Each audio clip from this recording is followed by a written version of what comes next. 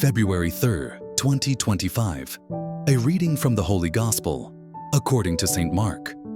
Jesus and his disciples came to the other side of the sea, to the territory of the Gerasenes.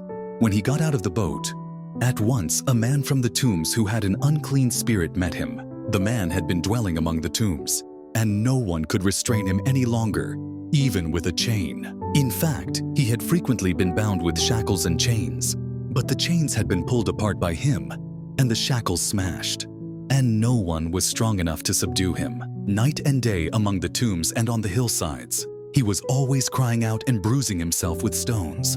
Catching sight of Jesus from a distance, he ran up and prostrated himself before him, crying out in a loud voice, "What have you to do with me, Jesus, Son of the Most High God? I adjure you by God, do not torment me." He had been saying to him, "Unclean spirit, come out of the man." He asked him, "What is your name?" He replied, "Legion is my name. There are many of us."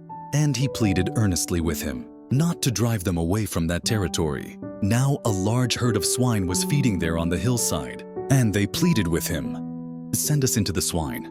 Let us enter them." And he let them, and the unclean spirits came out and entered the swine. The herd of about 2,000 rushed down a steep bank into the sea, where they were drowned. The swineherds ran away and reported the incident in the town and throughout the countryside, and people came out to see what had happened.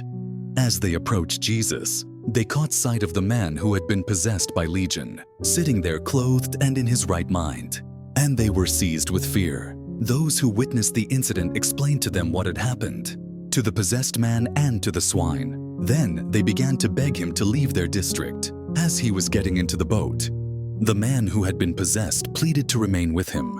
But Jesus would not permit him, but told him instead, "Go home to your family and announce to them all that the Lord in his pity has done for you."